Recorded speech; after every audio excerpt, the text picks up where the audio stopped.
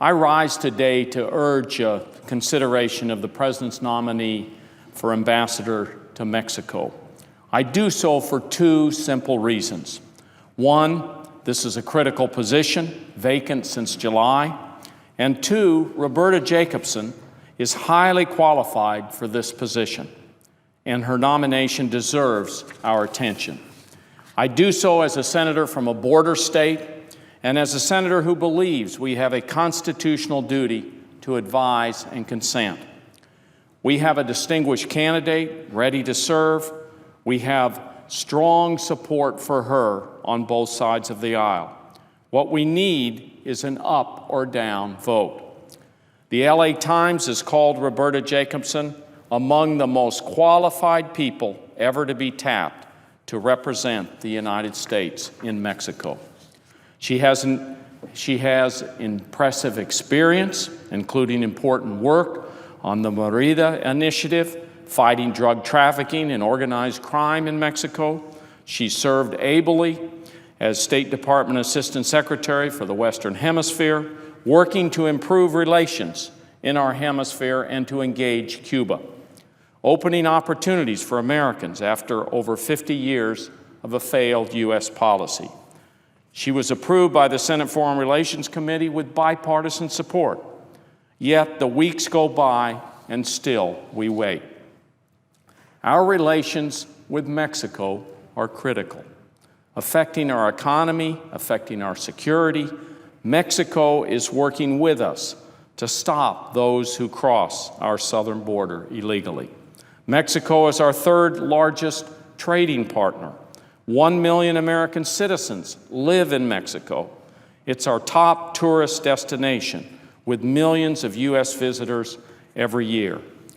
My state shares a border with our neighbor to the south. We also share a cultural heritage. And the trade that grows every year, hundreds of millions of dollars in goods and services, move between our nations. Over 36,000 jobs in my state depend on U.S.-Mexico trade. This increased trade is an engine of economic growth. Exports from New Mexico to Mexico have soared from over $70 million a year ago to now $1.5 billion 15 years later. In New Mexico, we know how important this partnership is. We need a strong ambassador in Mexico City, working on trade, on border security, and on cultural ties between our nations.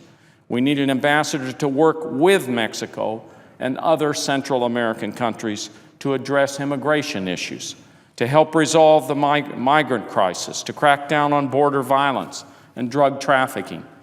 This is clear to both sides of the aisle, especially those of us from border states.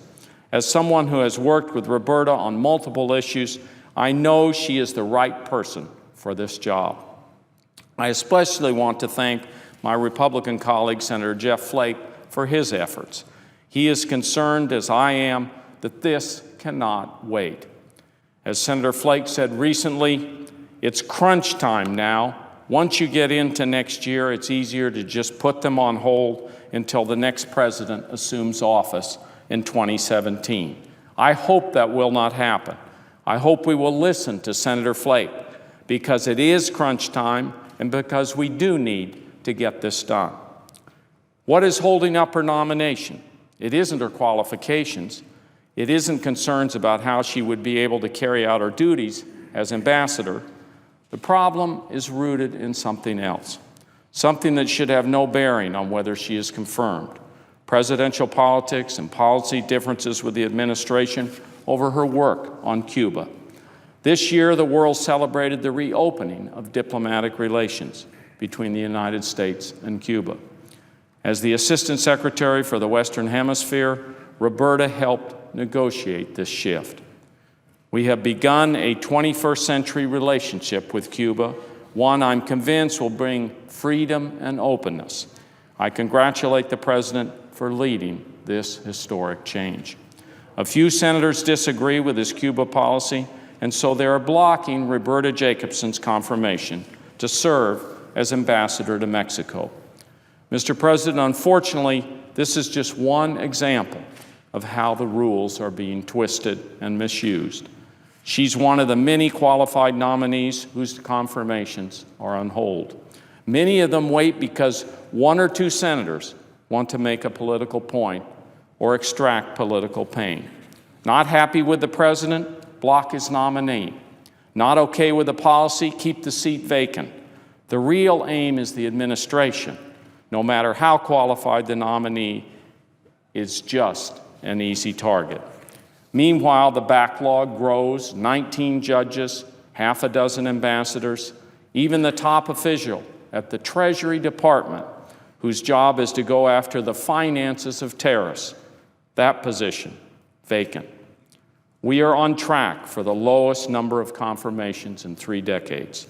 We now have 30 judicial districts with emergency levels of backlogs. At the beginning of the year, we had 12. Thousands of people wait for their day in court because there is no judge to hear the case. Important work for the American people is left undone. When we fail to do our job, when we fail to give these nominees a vote up or down, our government fails too. Mr. President, this is not just the president's team. It's our team. It's America's team, working on trade and security, moving our economy forward, seeing that justice is done. These vital posts should not go unfilled, and I would urge my colleagues to say, let's move these forward now.